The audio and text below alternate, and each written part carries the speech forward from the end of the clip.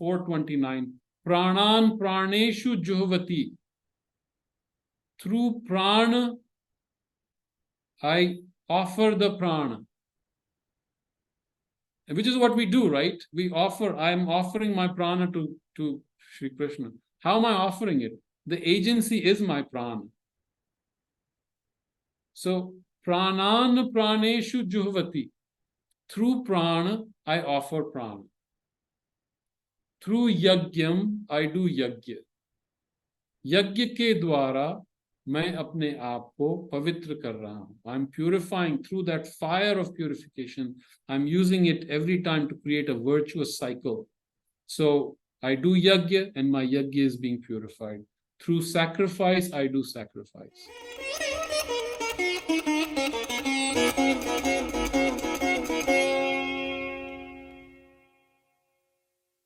Namaste. I welcome you all to Sangam Talks.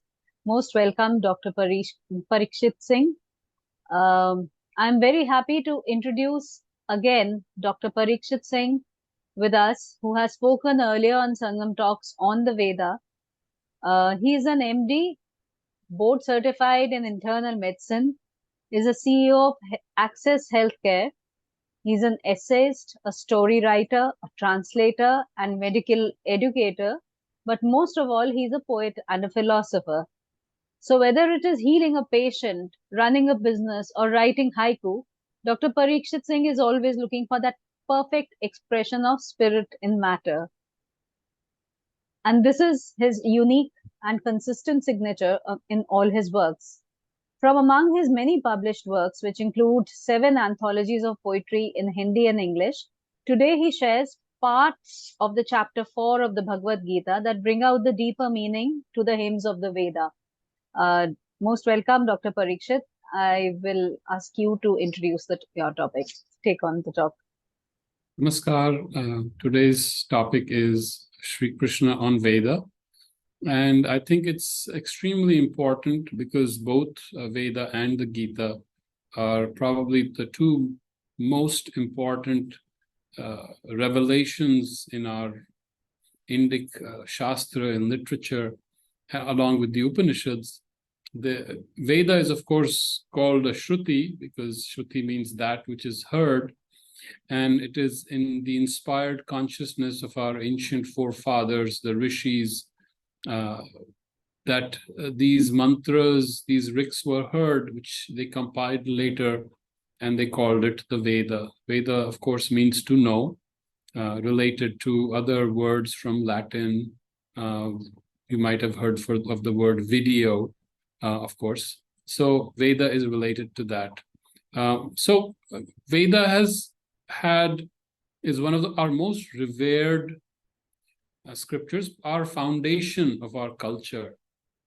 In fact, every tradition that came after it, almost every tradition, honored it and showed its reverence for the Veda, including the Upanishads, the Gita, even Shankaracharya, Manusmriti, Mahabharata, of course, all our itihasas, all our Purans, and until even all later great mystics, poets, philosophers, darshaniks in our tradition, including Swami Vivekananda, Swami Dayanand, and Sri Aurobindo, of course.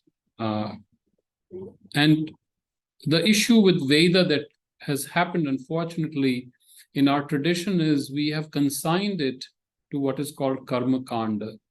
Without understanding what is in the Veda, we use it to perform rituals, and we believe that by these performances, we will accomplish the things we want.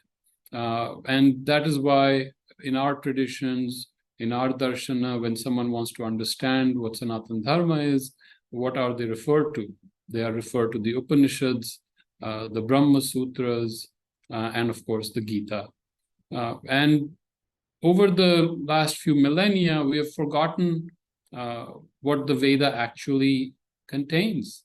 Of course, in our education system, we don't read about it. We don't read it. Yet all our Astic traditions show homage to the Veda. So there's a contradiction in our whole Sanskriti or a whole Sabhyata, and it may be worthwhile to understand it, because the controversy is the Mimansaks, who consider the Veda as rituals, take it only that they have to learn how to pronounce it. You don't need to understand the meaning. And some of them even say it doesn't have any meaning. You just have to pronounce it. The sound has its effect. And that is one tradition. And then the other tradition, which has continued ever since the revelation of the Veda, is that there is a spiritual meaning behind it. What is that spiritual meaning? We have forgotten. Yet the Veda itself says that it has hidden meanings that only seers can understand. Nirnya Vachamsi, it is a term used by Rishi Dirghatamas. Nirnya means that which is secret, that which is hidden. Vachamsi, of course, the vachan that comes out, or the articulation that comes out. Kavye kavyani nivachna. Only a seer poet can understand a seer poet. So only a kavi can understand a kavi.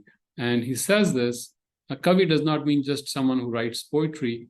A kavi is a seer in our ancient tradition who can see beyond space and time, beyond causation. And then he can bring that, whatever he or she saw, he can bring that in sound, in a body of sound, and bring it to us so that we can experience what he or she experienced. Now, that creates a problem, because then we all have to be kavis to understand what the Veda says. And how do we resolve this? One of the great things that happened in the last, say, 200 years was first Swami Dayanand came and he showed that the Veda indeed had tremendous hidden meanings. And of course, his Rig Veda Bhasha Bhashya showed what the secret of the Veda was. And then in the 20th century, Sri Aurobindo came and he wrote Hymns to the Mystic Fire and the Secret of the Veda, and to discover what is that symbology, what is the meaning of the symbol, what is the meaning of the sound, what is a mantra, what is the meaning of Shlesh Alankar, as Swami Dayanand has pointed out. Shlesh Alankar means one word has multiple meanings. So Swami Dayanand said, Agni is a Shlesh, it has several meanings. One is a bhautik meaning, the physical meaning. The second is the Adi-Daivik meaning, which is more how we can translate it as a mythological meaning, although there's no equivalent for Daivik in English. And the third is Adhyatmik, the spiritual meaning. And when Swami Dayanand gave us the Bhasha Bhashya, he gave us several layers of this meaning of each shloka.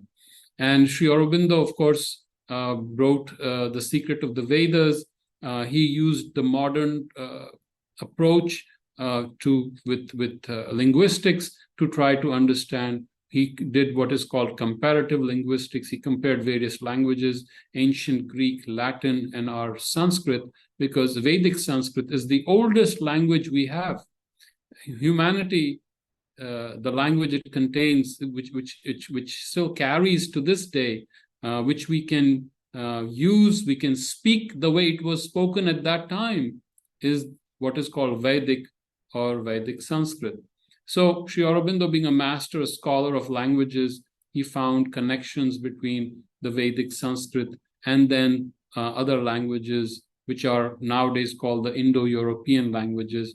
And he showed how the meaning has been lost of the Vedic Sanskrit. And he tried to help us catch those meanings through what is called Nirukta, going to the etymology, which is one of the Vedanga. Vedanga is a way to approach to understand the Veda, and there are 6 of them. But here our focus should be to understand what Sri Krishna says about the Veda, because I think we have to get the fear factor out of us. The Veda is so daunting, we get scared of it. But if we can understand someone who can compress all that wisdom into his brilliant, multi-sided vision and personality, I think Sri Krishna has done an amazing job. Obviously, Sri Krishna did not write a whole tika on it, but in the Gita, there are several references to the Veda. And in chapter 2, 41 to 43, chapter 3rd, where from shloka 9 to 16. And then in the 4th chapter, shlokas 23 to 32. And again, then he comes later, he talks about I am the Omkara, I am the Rig Ved, the Samved, and the Yajur Ved. And he says that very clearly in the 9th chapter. But what is Sri Krishna trying to tell us, and how beautifully he has brought what is called Vedavad or Vedism and Upanishads, the knowledge of Upanishads and the symbology of the Veda together, and how beautifully he has integrated it. In a few shlokas, he has filled a universe of understanding, which is what Sri Krishna does always. In one shloka, he packs in a whole universe. So if we say, rather than talk more about, let's just go to one of the most important shlokas in my mind. We'll try to break it down, and don't be scared of Sanskrit. Sanskrit is in our blood. As we break it down, we'll understand most of it, and I'll try to keep it very simple, even in the original. So Shlok 24 in chapter 4 goes, the first word is Brahmarpanam. So it goes like this: Brahmarpanam, Brahmahavir, Brahmagno, Brahmanahutam. What does that mean? Brahmarpanam, Brahma is our special term, specific term in our Sanskriti, which signifies that which is everywhere, which is all. And the word Brahma comes from the root Bri. Bri means that which is growing, always growing.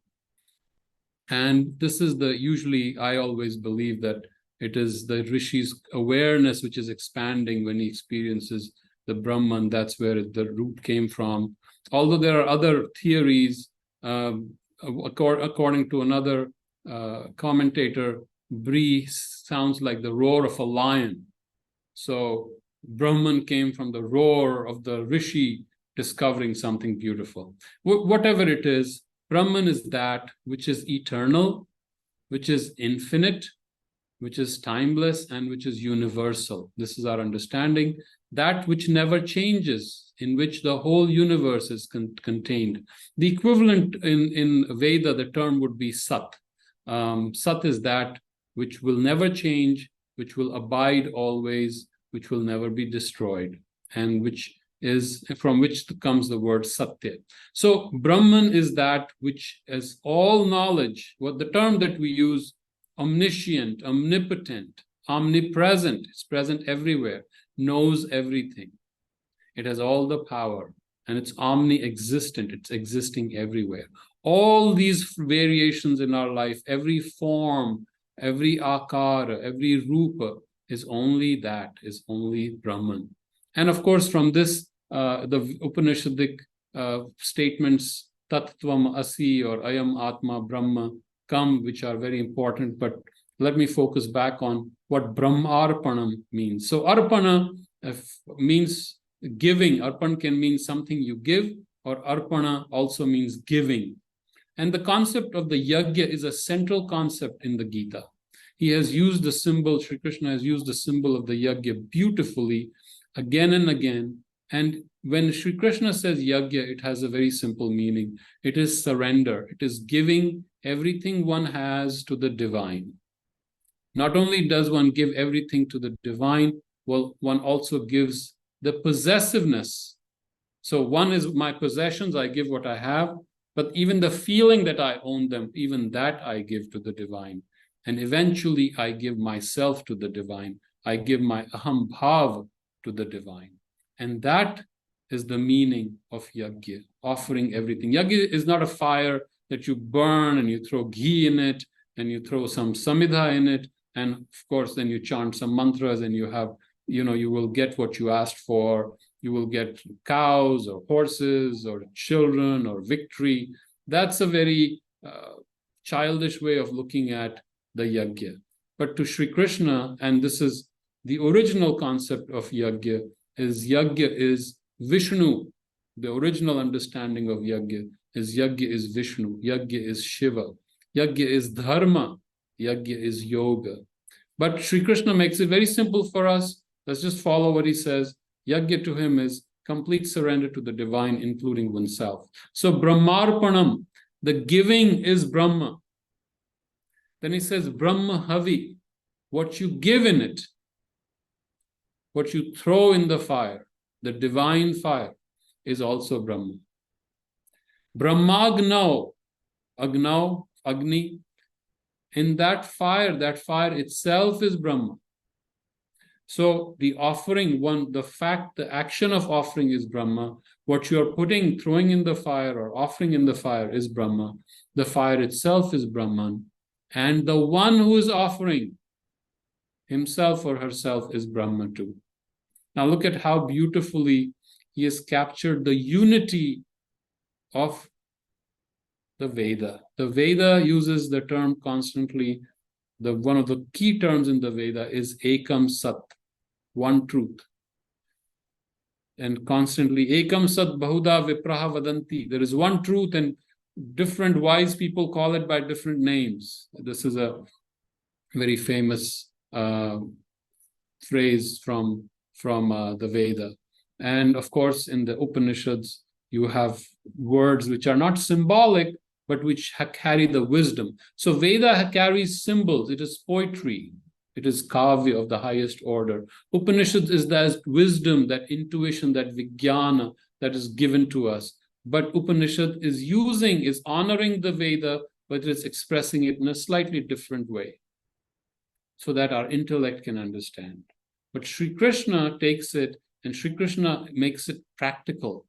How do we live it in our life? When Arjuna is ready to fight and he gets his Vishad, he doesn't want to fight, he doesn't want to kill his uncles and his relatives, and he says it's pointless, and he gets all nervous, and the Gandiv and the Dhanush falls from his hands. What does he want? He does not want theory.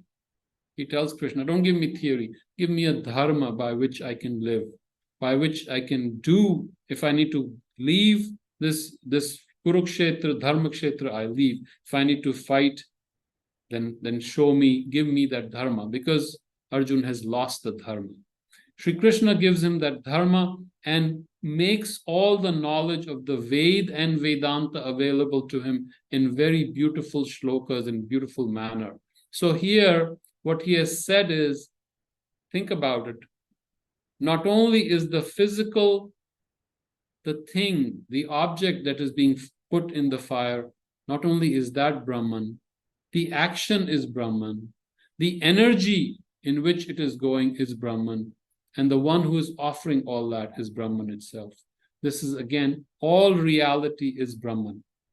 And then the second line of that shloka is Brahmaeva tena gantavyam, Brahma eva. Brahma he, only the Brahma. Brahma indeed. Tena is towards. Gantavya is to go, like Gamana, Gantavyam.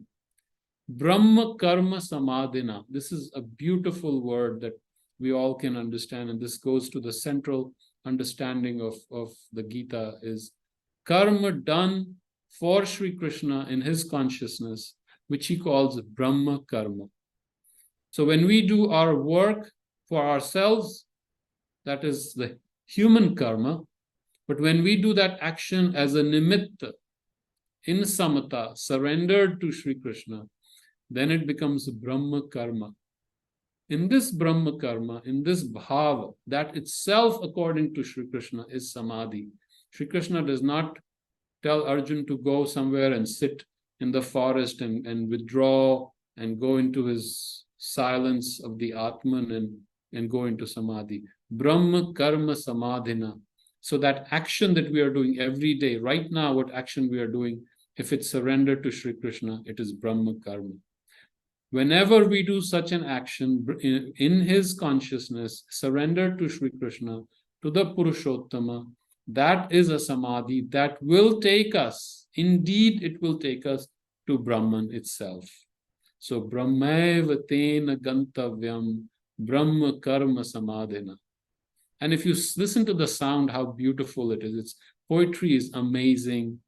It is such elegance of poetry, and we can appreciate how great our kavis were, our seers were, that they put it in a language that the sound itself awakens us. Of course, mantra has many other aspects to it. and different swaras, udat, anudat, svarita, but we won't go there. We will keep again, try to keep it simple here. At least just be aware that the sound is very important, was very important to our kavis, to our ancient seers, because the sound itself can create the basis of our awareness. It can help us change the sound. The Vak Shakti was of tremendous importance. So that energy in that inspired state, when our rishis were in what is called the ultimate sky, Parame Vyoma, in that state, in that open sky, the ultimate sky, they would see the vibrations, they would hear and they would see. And because they could hear the vibrations, it's called Shruti. And because they could see them, they were called Mantra Drishtaraha, those who can see the mantra. And they were able to not only see and hear them, they could bring it down in a body of sound, in what are called riks or mantras. And those mantras captured were able to hold what they had heard. And so this ability to carry that sound to our gross awareness, to our physical awareness, is what makes them the kavi, what makes them the rishis. Brahma being all, he has brought that ekam sat or tattvam asi, or one reality to us. He has brought, when you are surrendered totally, when you're giving yourself to the divine fire within, what happens? Now you're not worried. You know everything is Brahman. You suddenly become the nimitta. And if you can do it completely, if you can give oneself, if you can give yourself completely, then it brings a relaxation. You're no longer stressed. Your ego is not stressed. You don't have to accomplish something. You don't have to achieve something. Whatever will happen will be by the will of the divine, by Sri Krishna himself. Now, later in the other shlokas, Sri Krishna talks about what different kind of agnis are there, because Agni itself is a very important concept in the Veda, of course, and of course in the Gita. Different Agnis, and he describes them. One is the Indriya Agni, one is the Sanyama Agni, and one is the Yoga Agni or Tapa Agni. And the reason I bring this out is because there's confusion when we read Swami Dayananda or Sri Aurobindo. People get all confused. What is he saying? He's so many things. We have to remember that the symbol of Agni manifests itself in different lokas differently. What does that mean? There are 7 lokas in the Veda, starting from the most physical to the prana, to the mind, and then it starts going above, Satyam, Ritam, Brahat. So the lower 3 lokas are called the aparardha, and the upper 3 lokas are the parardha, and between them is the Satyam, Ritam, Brihat. So in every loka, every world, Agni presents itself differently because each loka has a different manifestation. So in the world of the body, Agni is the physical fire. In your pranic state, Agni can have different manifestations like Krodh Agni, Kam Agni, Jatar Agni. In the mind, it starts taking the shape of what is called Vidyut Agni, or even Dhyan or Tapas. When you do Dhyan, what is that? That brings an energy of focus that is called Tapas Agni or Tapo Agni, and Sri Krishna talks about that. As you go higher to higher levels of mind, he talks about, the rishis talk about the Vidyut Agni. Vidyut is not lightning on the sky. Vidyut is revelation, the knowledge coming from Sat itself. And when you go to the Surya, it is called Saurya Agni. Surya is not the physical Surya only. Surya means the symbol of Brahman itself, of Satchidananda. In our psychological world, is reflected out in the physical world. So when we say Bhu Bhuva Swaha, Bhu being the earth, Bhuva means the Antariksh, and the Swaha, which is the higher plane, these are the 3 layers of our own existence here: our body, our prana, and our mind. So Sri Krishna talks about the Agni. Whenever we talk about Agni in the Veda, it is not a physical Agni. Swami Dayananda has said Agni is a Shlesha. Shlesha means it has multiple meanings, and he uses a beautiful term. Agni is the Vachi of Atman and Paramatman. What does the Vachi mean? Vachi is one who speaks on behalf, but it's also the Vachan of Atman and Paramatman. So if we understand Agni, it is a manifestation of what Brahman is trying to tell us, of what Brahman is manifesting. In our heart, there is Agni, which is called Agni Pavaka, various manifestations. And Agni is not just a dead force. Agni has immense wisdom in it. Agni has knowledge because it is our divinity. That is why it's called Jat Vedasa. So Sri Krishna talks about Sanyamagni and these various kinds of Agni. And again, he takes us right back to the symbolism of the Veda, how beautifully he has captured the symbolism of the Veda and brought the Vedanta here. And he has continued in that tradition. So if we understand him, suddenly the meanings of Veda becomes clear. And it's a decisive understanding. When Sri Krishna is giving us in these less than dozen shlokas, we can understand clearly what a genius of that level, what Narayan himself, how he sees the Veda. And so we can argue, Mimansaks can argue with those who think the Vedas are spiritual, but Sri Krishna describes all the three interpretations of Veda in the Gita at different chapters. But he again goes back to the Adhyatmic aspect of the Veda, the central activity of Yajna, where you surrender yourself completely to the divine, which transforms the human into the divine. The Yajna is transformation. Yajna is what is called alchemy. You're being transformed. The human is being given into the fire. The divine is being taken into you. Agni is also a dut, means it is taking your message to the divinity itself, to divine powers, to the devas. And Agni also brings these devas to us. Agni is our Purohita. And think about it. What is our when we focus, when we do dhyan, that tapasya, that is fulfilling our yoga. That is our Purohita. Purohita means that who is in the front. Purata is in the front. Just like Agre Netara. Agre is the root, gives the meaning of the word Agni. Agre is what is our front, what is leading us in our spiritual life. Another word that is used is for Agni is Ritvik. Ritvik is one who enjoys the bliss of truth. Ritam. Ritam is enjoyed by Agni. And that again, what enjoys in us the beauty, the bliss of the truth? It's that Agni. So Agni also means Vak Shakti, and there are so many layers of meaning.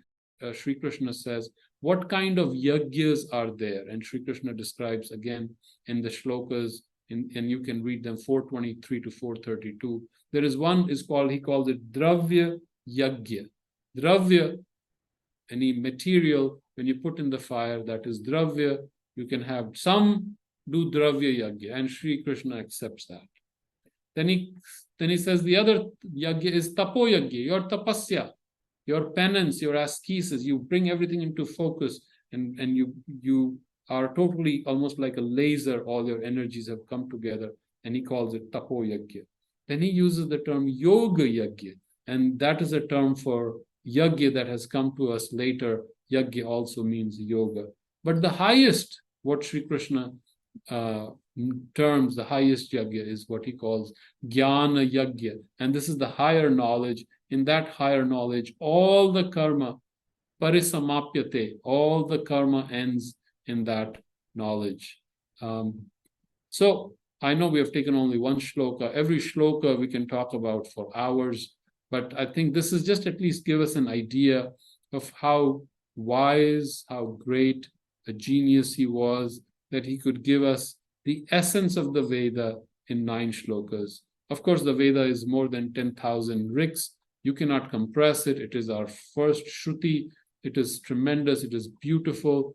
And you can spend lifetimes trying to understand it. And you would just begin to appreciate the beauty, the symbolism, the sound, the resonances, the shlesha. By the way, here, those who like Alankara, in this shloka, Brahma is used, I think, 6 times, and that is what we call an Alankara. And he changes, the meaning begins to change. For example, Brahmana, some people call Brahmana as Atman. So then if that is true, then it becomes what is called a yamak alankar, when you use a word twice, but every time its meaning or significance is different. So they were great poets, they were great artists, they had a mastery of sound, mastery of meaning, but also mastery of the symbol. And each symbol has a deep, deep meaning. Yajna is the central symbol of the Veda, in which is the divine transacting with the human. And one more thing, it is not just the humans who do yajna, and Sri Krishna brings us to that. It is the divine himself who does yajna first. That is how the universe is created. If you go to the Purush Sukta in the Rig Veda, it talks about the Purusha, and there the Purusha is not the Purusha of the Sankhya. The Purusha is the Purushottama. Purusha, by his yajna on himself, creates this universe, this matter, whatever this universe, these universes are the tapas shakti of the divine, of the Purushottam. Out of his own shakti, he created. Out of his own yoga, he created this universe. Now that we are here, we realizing that this is all coming from the Purushottam, we return it to the Purushottama. This is not for my egoistic use. There's anything I have, I return it to the divine. And there's another beautiful phrase that is used in these shlokas. Yajna shishtamrata bhujo. Yajna shishta means you have given everything in the yajna, but whatever remains, that is amritam. Whatever is left for you is amritam. If you enjoy that, yanti brahma sanatanam, you will find Brahman. So if you give everything to the divine, and whatever the divine leaves for you, gives you, that is your amritam. And again, think of the symbol that Sri Krishna uses, the Vedic symbol. This reminds us of Somarasa in the Veda. First mandal, second sukta, once Agni has been invoked, Somarasa is created. And Somarasa is not alcohol. Somarasa is not a hallucinogen to give you like a drug. Somaras is bliss itself that comes out of tapasya. So Sri Krishna called it Amritam, and that Somrasa was very important to the Vedic rishis, because that is the secret of life, that is the secret of immortality, of light, of truth. There is so much that Sri Krishna has put in one shlok. One can go on and on and on and yet not be able to exhaust what he said. But I think at least that gives you an indication of what the Veda meant to him, what he wanted us to understand the Veda as. And if we understand what he's telling us, what he's saying to us, I think we will understand the Veda better. And if we understand the Veda better, I think we'll understand the Gita better. That's the next shlok. And I'll just take one line, because I know we get scared of Sanskrit. My goal in life is to make Sanskrit very simple for everyone. So shlok number 25, chapter 4, Brahmagnav Pare. So Brahmagni, again, we talked about.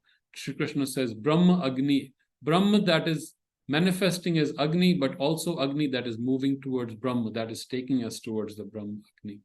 That is taking us towards the Brahma. So Brahmagnav. So Agnav is Agni ko, Kartane Karam ko, Agni ko. Pare, apare is some people. So what he's saying is Brahmagnav, Brahmagnav Pare Yagyam Yagye Navop Juhvati. Now this is absolutely beautiful. So let me try to explain this. Yagyam is Yagya ko, and Yagyen is Yagya Dwara.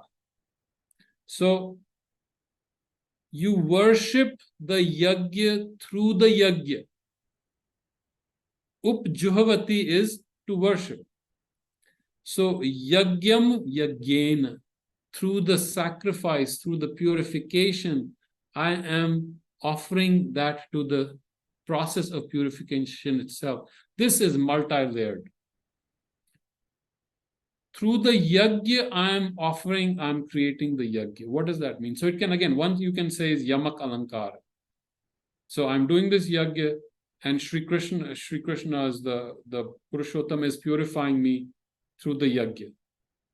But it is also that when I do yajna, my yajna gets better.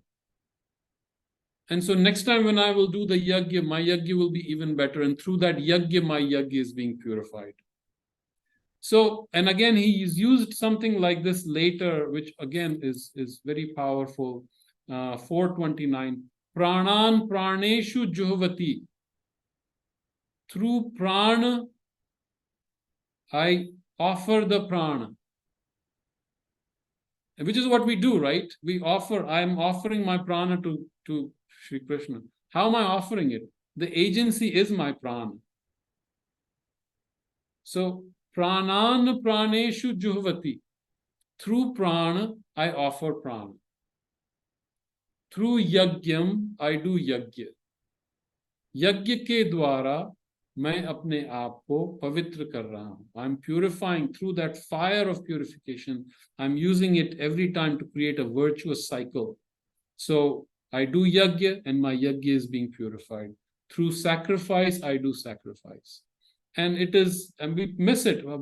I mean, if it were a poet writing worthy of a Nobel Prize, I mean, what a beautiful way of describing, bringing us to that complexity of who we are. We think we are complete products, right? We think, okay, we do this yajna, yajna is outside. There's no outside yajna. Yajna is happening here. The moment you surrender yourself to the divine, yajna has started. And through that yajna, you are doing yajna. Again, did he mean an outside yajna and an inner yajna? Now you can go into the multidimensionality of Sri Krishna. And Sri Krishna, of course, is multidimensional. He is Bahu Ayami. So in one, he will, but he also brings everything together. That is his genius. Because he was such a vast awareness, he could bring different things together, like he brings Sankhya and Yoga together.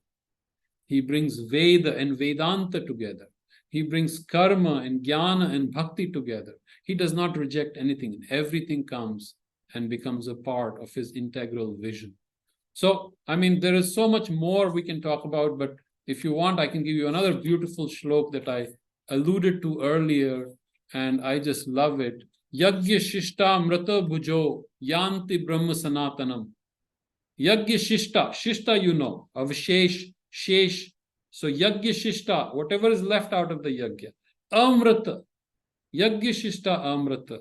Bhujo is to enjoy. Bhoga, right? So yajna shishta amrata bhujo. Yanti, for whom it is the end. Anta. Yanti brahma sanatanam. If you just partake what is left for you after you have surrendered to everything to God, God gives you something back. It is your bhoga, you take it, you enjoy it. That will take you to the eternal Brahman. Such a practical, Sri Krishna was made life very practical, and thanks to Arjuna for just bringing him down to the practical world. Don't give me theory, you're confusing me. Tell me what I need to do. Give me a dharma that I can live by. So then in the second chapter, he gives the seed of everything he has. Then Arjuna says, no, you're confusing me. Then he creates a whole process. He creates chapter by chapter. He unveils until he takes him to the final secret, the Uttamam Rahasyam. And, you know, I'll just close on that because that is probably one of the most beautiful shlokas or lines in the Gita. Sarva dharma parityajya mamekam sharanam vraja. So you leave all the dharmas and just come to me. And that's it. You know, forget all this, getting all confused. Just give it all to me. You fight for me. You're fighting in me. You're fighting by me. And that is all that you need to know. And I will free you of all sins. So this is one thing. And there are some historians. The reason I say this, why did I bring this talk, this subject up? Some historians have said there is no continuity between the Veda and the Upanishads. S. Radhakrishnan said that the Upanishad was a revolt against the Veda. That is absurd. That is not true. Once we understand, there is complete honor. Upanishads honor the Veda constantly. Sri Krishna honors the Veda. He rejects the ritualism. In chapter 2, 41 to 43, he rejects the ritualism. But he comes back to the original spiritual sense of the Veda. And that is, I think, what we need to stand by And if we can focus and meditate on this, this itself opens us up to a deep understanding of the Veda. Dr. Singh, this is so beautiful. The second one that you said, that my yagya purifies the yagya. Or, in Bhakti tradition, yagya or shram or sadhana is all substituted by the word love. Yes. I offer my love to my love, and my Yes. love purifies my love, That's and right. my love purifies my love. That's right. मेरी साधना से मेरे साध्य refine हो रहे हैं. Yes. Beautiful thing. So one question which is often asked about the Bhagavad Gita is that how come Sri Krishna gave the knowledge of the Bhagavad Gita to what was his name? Vivasvana, Vivasvana, yes. who was older than That's right. Sri Krishna. Right. Ikshvaku, Manu, and before that, Vivasvana. So how did he give this? So again, the Gita works on multiple levels, right? So Sri Krishna, we take Sri Krishna as what? A human being who is also divine, who is an avatar. And what does an avatar mean? It's the descent of the Godhead into the human form. So when he is living on earth, he's living honestly as a human being. He is living as a human being just like us, but he has special abilities which he uses to help all of us, helps humanity comes to a new level of consciousness. Lok Sangraha, Jagat Kalyan, that is what the avatar comes. Every time an avatar comes, he brings humanity to a new level, new state of consciousness, new possibility. And he brings on which we call evolution in the Western world, but in our term, we would call it the Prakriti moving back towards the Purusha, or Shakti moving back towards the Shiva. And each level, each loka, an avatar is coming. And that's one way to look at it. So when he is talking to Arjuna, he's going back to his divine awareness. He has changed the order. He is now no longer his friend. Because if it were his friend, his sakha, whom he treats like his comrade, then it's different. But now he's gone to his vision, which he carries always behind, which he holds back. And from that vision, Sri Krishna is timeless. Sri Krishna has no end in that awareness. Even a yogi who has reached that awareness is timeless. When you're timeless, then what difference does it make if it was Vivasvan or Manu? You're beyond time. So past, future, present have no significance. So we have to understand what paradigm he's coming from. What is his frame of reference? He's outside time. So Vivasvan is in time. He can, any point, he can give jnana to anyone. Vivasvan, then Manu, then Ikshvaku, but he's beyond time. So Sri Krishna is giving us the knowledge he has of the timelessness from that awareness. And that is what makes Gita what it is. And yet he brings it down to earth because Arjuna needs a dharma to fight or to leave. And he needs, just give me a standard that I can live by. That's all I want. I don't need to hear theories. And so Sri Krishna brings it to a very practical point. But he has that vision. So he constantly reminds Arjuna that, look, this is coming from a very different vision. And he constantly tells Arjuna, you will do karma, you will fight, you will follow your Kshatriya dharma. So I hope that answers your question somewhat. Yes, it does. I have a question from Dr. Ratnu Singh. Yeah, so Dr. P, I joined a bit late, so I hope I didn't miss it, but is yagya, because we understand yagya as, so what Shri Krishna will be talking yagya, has talked about yagya in the Gita is certainly not Havan, right? Yeah. So can you just give us a brief thing about what yagya means for Shri Krishna, and then we can do it? Or did you already cover that? Yes, we did, but I'll go over it because it's such an important concept. Yagya is a central concept in the Veda, of course, central motif, as we call it, central symbol, the one which has the meaning of all the Veda is, if you understand Yagya, you understand, I think, 90% of the Veda, at least conceptually. So Yagya is, for Sri Krishna, self-surrender, giving up oneself to the divine completely, not only giving one's possessions, but also giving oneself to the divine. That is what yajna means. Atma samarpana. That is what yajna means in the Gita, and he brings that again and again. It is not Havan itself, although, and Sri Krishna in chapter 2 actually rejects it. If you think it's just external, if it's just to please the gods, to get some gifts, that is not going to keep you in the samyak bhav. That is not going to bring you the samata. That is not. Thanks for that. That's just so much clarity, Parikshita. Just one question. It's a more of a personal friendship kind of a question. Like we all look the Mahavakya of the Bhagavad Gita is Sarvadharmana Parityajya Mamekam Sharanam Vraja. Right? That's sublime. Yes, that's the next level thing. What do you, as a sadhak, as a pursuer of the wisdom of Gita, see? Give us one shloka. Give us one shloka. For example, I mean, I'm sorry for this long question. If you ask me, one shloka of Gita that should stay behind is when Shri Krishna underlines the importance of karma in spite of being the avatar. Name parthasti kartavyam trishu lokeshu kinchana. In all the three lokas, there is nothing that I need to do. Nanavattavattavyam varta evacha karmani. Still, I invest in karma. Please tell us one shloka which is dear to you and take us through the journey of that shloka. Thank you. So I have one, I mean, there are so many shlokas that are so beautiful, but one bias I have, of course, the one I mentioned earlier. And just use it as a meditation. Think about it for a moment. Brahmarpanam, Brahmahavir, Brahmagnau, Brahmanahutam, Brahmagnau, Brahmanahutam, right? Now think about it. Just go into a state where everything you are doing is Brahman. This person who is talking is Brahman. This person who is listening is Brahman. The speech is Brahman. The transmission is Brahman. This universe is Brahman. Brings you to a state of a different order, right? Just being in that is meditation.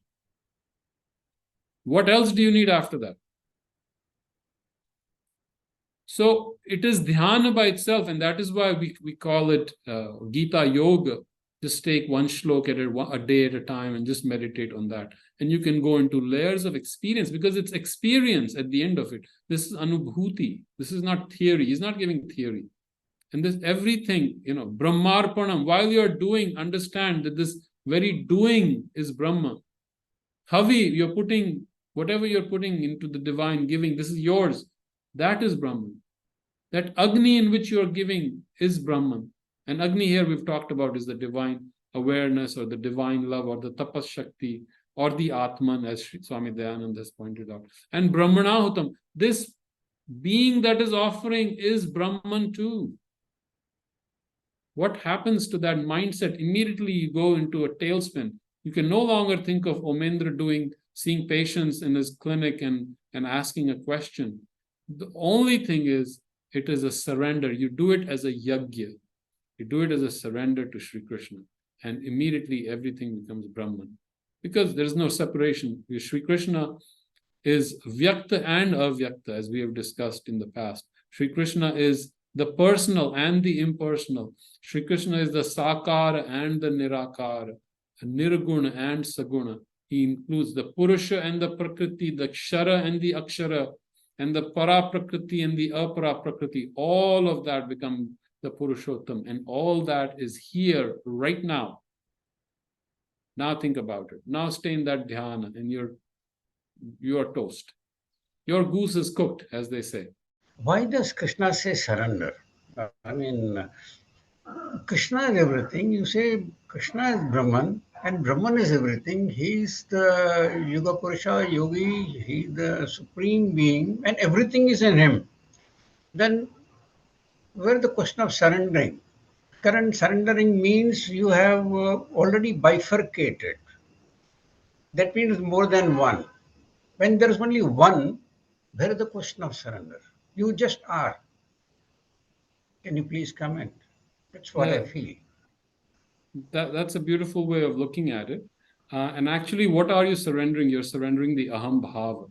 The bhav that is there, that I am the doer, I am the karta, this universe is for me. That's our normal mindset, right? This is, the prakriti is here for me, give me the pleasure, I need it, I made the money, I paid my dues, give me. And most human beings are living in that. So in a practical world, that person who is living in this ego has to learn to give up that sense of ego. The moment the sense of ego goes, he or she discovers what Krishna is. Suddenly, that veil of the center, that this little center that is falsely considering itself the doer and the mover and the shaker, suddenly realize, oh, this is being done all by Shakti. I'm not a doer. Even the things I think I'm doing, I'm not the doer at all. And so just that, arpana is a different word. So in English, we say surrender, but arpana is a different word. You go to your beloved and you make an offering. You give to your, out of love, you give it to one who is the dearest to you. That would be more an arpana. Surrender is a surrender of the ego, and that's where he has not, actually, to be fair, Sri Krishna is not using the word, Sri Krishna here has used the word yagya. And yagya means many things. It's such a multi-dimensional word. But yagya is a transformation. Brahman in a lower state is transferring itself to Brahman in a higher state. Brahman is all, but Brahman is also in forms that are unaware, and Brahman is in forms that are aware, because it's multi-dimensional. So the forms that are lower, which are not aware, when we say lower, obviously there's no lower or higher, but there are forms that are unconscious. And the movement of the universe is to return back into Purushottam. Purushottam creates this universe. That universe is returning back to the Purushottama. That returning back is the yagya. So that is why you're giving whatever, look, this is all yours, I'm giving, idam na mamaha, I'm giving it back to you. And out of that deep love and deep connection in the bhakti comes what is called the yagya. That is at least my understanding, and I hope I have somewhat addressed. When I am saying this ego and I'm saying surrender or yajna, then I'm differentiating myself, or this, the entire Brahman is being differentiated into parts, which it is not. Probably, I don't know, it's an assumption when that it is in parts, and there is an ego, and Brahman is different, ego wheel is different, and you are different, the world is different. How can they be? How do you get Right. this together? So it's like the ocean. You will say ocean is ocean, it's all one. Then how come there are waves? There are waves because the ocean is multidimensional. How come there's a gulf and there's a bay and there is a big ocean and then there's a sea? That Brahman takes multiple forms, and the underlying unity is always there, but that form does not realize that unity. It is not that this form, this pen is here, and this is also Brahman, but this Brahman does not understand that this is Brahman. And that is the genius, the brilliance of the Brahman. The Maya of the Brahman is, Maya does not mean an illusion. Brahman limits itself to create form. That which is illimitable becomes a limited thing, and that is the concept of Maya. Through his Yog Maya, he has created the world. That is it. The truth has hidden itself from itself.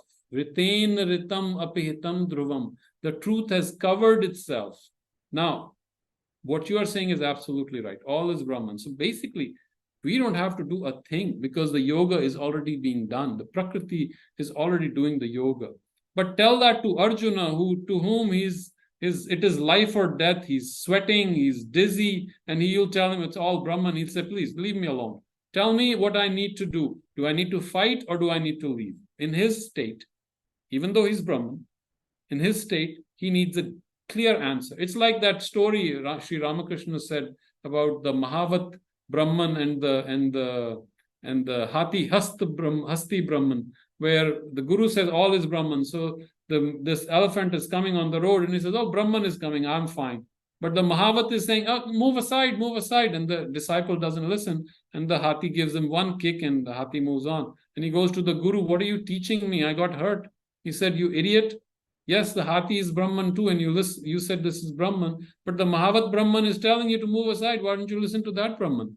So these are different orders. One is, so the Vedantic order, and that's why Adi Shankaracharya gave us the order called the Vyavharik Anukrama. Because if you just say, okay, all is Brahman, you become, nothing can be done. So in order to give allowance, Shankaracharya, Adi Shankara said, okay, there is a Vyavharik Anukrama where you can go to the shop and buy yourself some food and you can grow the crop. Otherwise, everything is Brahman. I don't need to do anything. But Sri Krishna constantly says, you have to do work. This is part of your dharma. So there are categories, and if we mix the categories, for that awareness, which is in that state where it's in duality, you say, no, you are in oneness. That awareness cannot handle it. If my 2-year-old comes to me, 3-year-old, and I give him a knife to play with, then I'm the parent who has lost his brains. Because I have to understand the state of awareness that the child is in. So I have to understand the state that Arjuna is in, and I have to give him a solution that works for Arjuna. Patient comes to me with the chest pain, I say, oh, it's all Brahman. Death is Brahman. Oh, he'll leave and go. I won't have a job. I won't be able to take care of the family. So the Vyavharik Anukrama, we have to remember that it has its own validity. And that's the genius of Sri Krishna. He does not reject the validity of the Vyavharik Anukrama, but he turns it into an upward movement towards the divine. And this is a question in Vedanta, constantly coming. What you're asking is a big question in Vedanta. And, that's why Adi Shankar called it Maya. He said, this is all Maya, forget all this. Then comes Sri Aurobindo, he says, no, even this is Brahman. Don't lose your dharma. Sri Krishna said, don't lose your dharma, don't forget. That's what Arjuna wants to do. I can go, this is all false. No, you're going to do your dharma.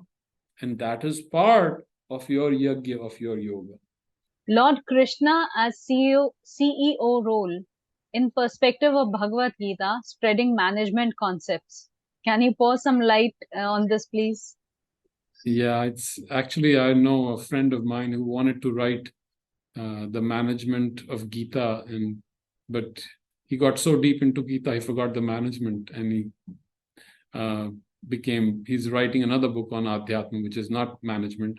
But yeah, absolutely. How do you manage yourself everywhere in the Vyavharik world, in the pragmatic, practical world? You're dealing with human beings, dealing with all issues. And how can you be in a state of samatha? How can you surrender everything to Sri Krishna? How can you have the nimitta bhava and do your yoga in that intensely aggressive atmosphere? Absolutely.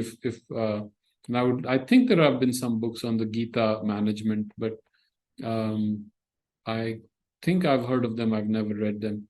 But yeah, absolutely. Gita is teaches us in every realm, every aspect of life, Sri Krishna is teaching us. And that's why Gita is one of the most important shastras, shrutis, although some people say it's not really shruti, but it's Narayan Vaka. So it's the 13th Upanishad. It's the most practical book we have, and nothing like it exists in any other denomination, any other pantha, any other religion.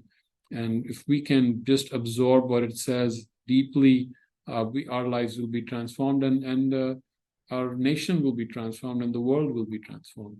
I had a question that's sort of related to this, but I just wanted to ask to understand more about a lot of the things that you discussed today. Is there any books that you could recommend to read? Because the issue that me and many of people in my group have is that when we look at books, they're very subjective interpretations. And if you go to the source, because a lot of the, I would say, didactic knowledge is lost over time, we are just unable to grasp what exactly it's trying to say, and oftentimes it's misinterpreted.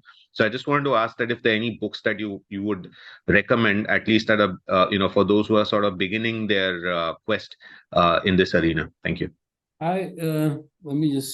This is a beautiful book. It's not written by me, so I can easily talk about it. This is Sanatan Dharma. It is written by Partho, and it's my pleasure. It's my great fortune to have known Partho Dada, who has written this book. This is Sanatan Dharma, The Quest for Truth. Very simple, very elegant. You could bring it closer to the camera.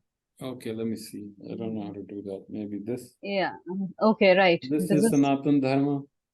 the And quest I'm for- reading it, and I can tell you after almost 4 decades of practicing, I still read and I find some beautiful gems in it. It's very simple, it's lucid. He has written it for people like us who want to learn about Sanatan Dharma. And either we have to go to great teachers, but we need someone in our language, in our modern language, and to give it to us in that manner. And I enjoyed it, I loved it. Of course, you can read the great teachers. Sri Krishna himself is absolutely, nothing can be said about Sri Krishna. I mean, what do you say about the Jagat Guru?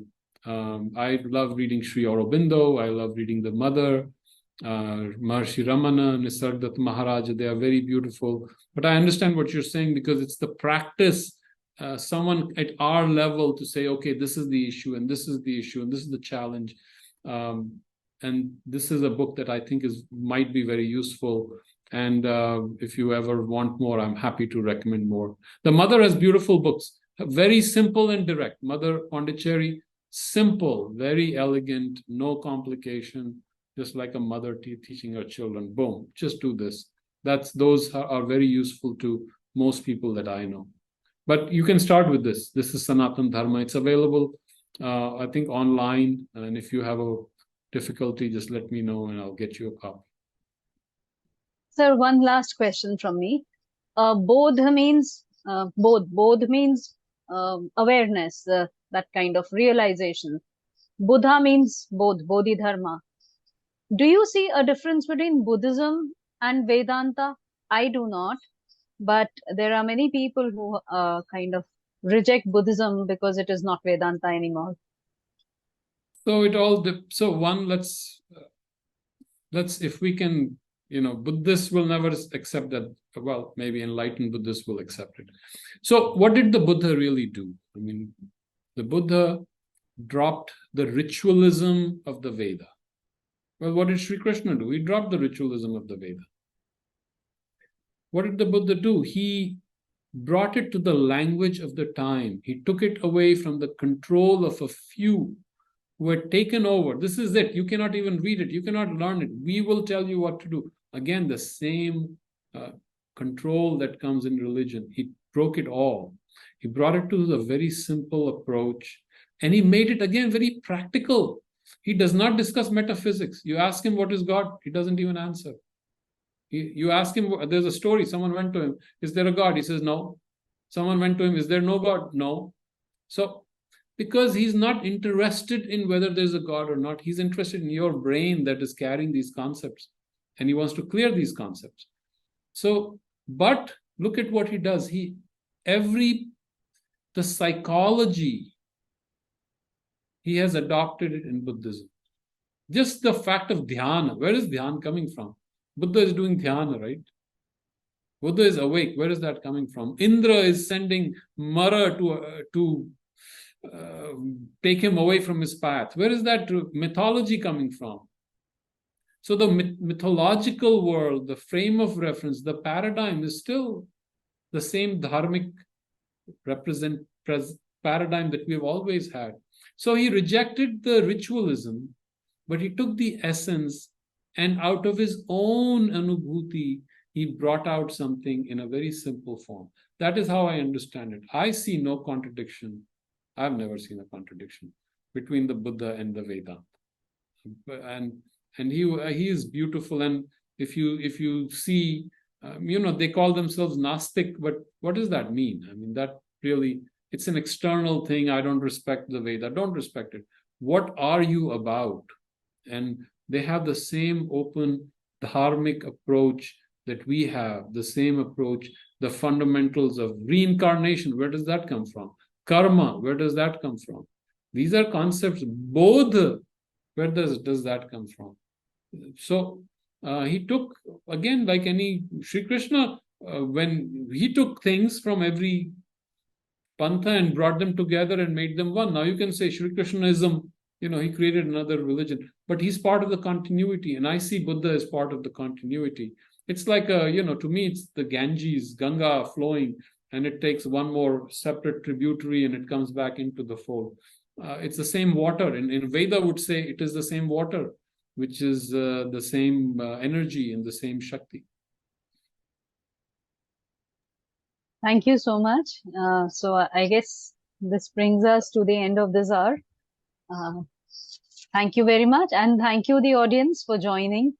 I have no words actually. Namaste. Namaste. Thank you.